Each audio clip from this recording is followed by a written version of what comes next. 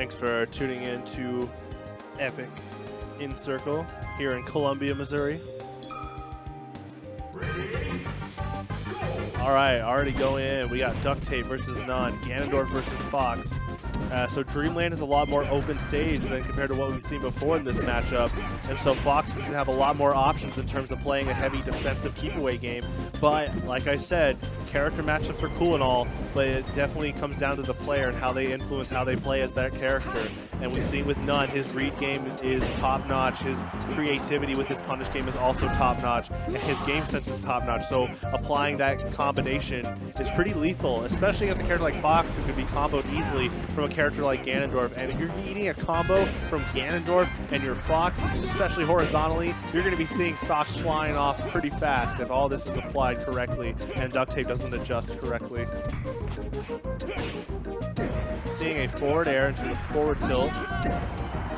Or, sorry, up throw into the forward tilt. Again, seeing those wave lands with Ganondorf taking advantage of Melee's engine to apply and compensate for one of Ganondorf's greater weaknesses, which is his mobility options. Of course, now that that can be compensated with the tech, the characters that are fighting against Ganondorf need to apply that weakness in some other regard. So as I'm Fox, I know that while Ganondorf has cool movement options like all the other characters with like wave landing and stuff like that, I can apply that Ganondorf's dash speed is still really slow. But of course, n0ne isn't doing a lot of just raw dashes as Ganondorf. He knows that he can just wave dash and wave land around. So you need to take note of like how the game engine can compensate for a character's weaknesses, and then you need to adjust accordingly as the opponent and say, how can I still mitigate their weakness and expose it? But in terms of Fox, it'd probably be applying pressure to Ganondorf. You know, Ganondorf's wake-up options aren't the strongest compared to some other characters in a matchup against someone like Fox who's applying pressure like down air to shine. That was a good up air by Ganondorf, definitely trying to cover both options of the ground and the higher platform on the left side, making Duqtape retreat. And what I've been seeing is when n0ne makes his opponent retreat or stay away from him, n0ne then reestablishes a new angle of neutral to apply a heavy punish once the read is applied. That was a good up smash, looked like almost like a raw read there. Good forward tilt. Unlocking the stock, that's game one. See what Duqtape does with his stage counter pick. Ganondorf with his sword from the Space World demo at E3. If you don't know, before Wind Waker was announced, they did a tech demo of Zelda for GameCube, and that's where Ganondorf's sword design comes from his victory pose. A little bit of Smash trivia for you as we wait for the next game. Looks like he changes to Captain Falcon. I think this is kind of a hard matchup for Ganondorf just because Captain Falcon's combination of speed and power, but Ganondorf can just destroy anyone in terms of like if he gets a read and gets a heavy punish.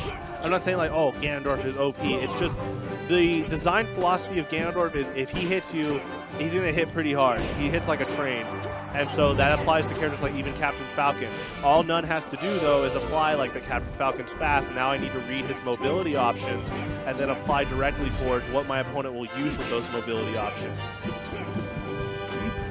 Punishes the run in nair. That looks right there that n0ne just knew that what he was going to do with Captain Falcon. It looks like Duqtape is using a lot of nair, which is pretty bread and butter for Captain Falcon is to use nair in neutral. But n0ne knows this, and he's applying an already pre-scripted punish.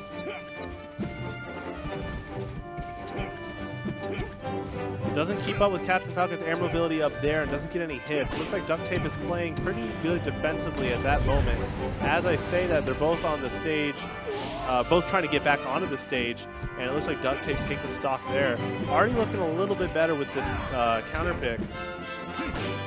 We are on the rock formation of Pokemon Stadium, and I think for both of these characters, if they're on the right side of the stage, you're going to easily see some heavy punishes. But if they're on the left side, both players, yep, will tech on the rock formation there. You're going to see a lot of teching from both these characters if they're on the left side of the stage.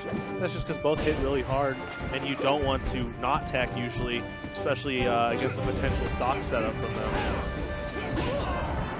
That was really good. Looks like n0ne knew that at those percents, up throw to back air would have been good, but n0ne is a really good player with both of these characters. And that's actually a good benefit of playing multiple characters in Super Smash Bros. Is you know the in and outs of all these characters if you keep playing them more and more. And so n0ne knew that grab setup to secure a stock. All right, dancing around that platform on the left side. Notice how they play with the platforms both, because both these characters have deadly up airs like you just saw with n0ne applying there. Does a wave dash into jab. Ganondorf's jab being fast, but has decent knockback and decent frames overall. That was a good forward air. I guess you would call that a tech chase, and definitely gets a good stock kill off of that. Oh, Ganondorf just patiently waits and does a jab off of the Falcon kick. There's a lot of recovery frames on that.